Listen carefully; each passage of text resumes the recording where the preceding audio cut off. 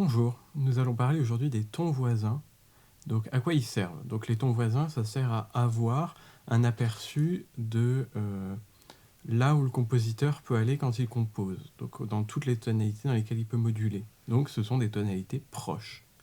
On peut penser aux tons voisins un peu comme un morceau de cycle des quintes qu'on va découper et qu'on va représenter sous la forme d'un tableau.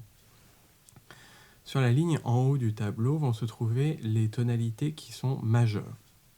Et dans la ligne qui est en dessous vont se trouver les tonalités mineures. Bon, maintenant qu'on a ces considérations, qu'est-ce qu'on met dans un tableau de tons voisins quand on les représente?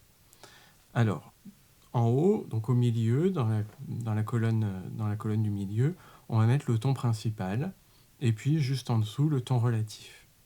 Donc pour trouver le ton relatif, c'est juste un mouvement de tierce mineure en descendant.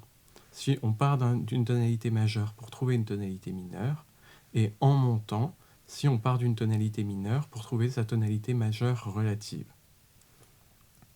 Ensuite, de chaque côté, on va trouver le ton de la dominante, donc à la fois pour le ton principal en majeur et pour le ton relatif en mineur, et la tonalité de la sous-dominante, que ce soit en majeur ou en mineur.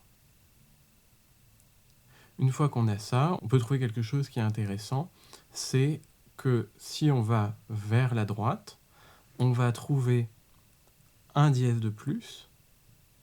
Si on va vers la gauche, on trouve un dièse de moins ou un bémol de plus. Le bémol servant à annuler le dièse.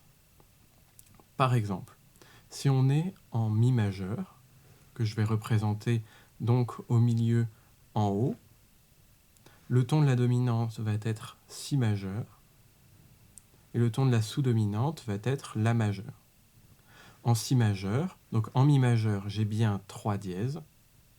En si majeur, je vais avoir 4 dièses.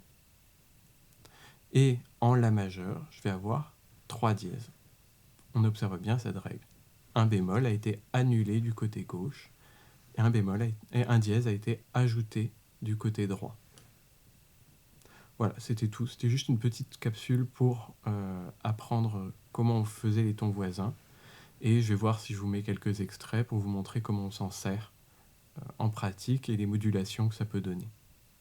Merci de m'avoir écouté et à bientôt.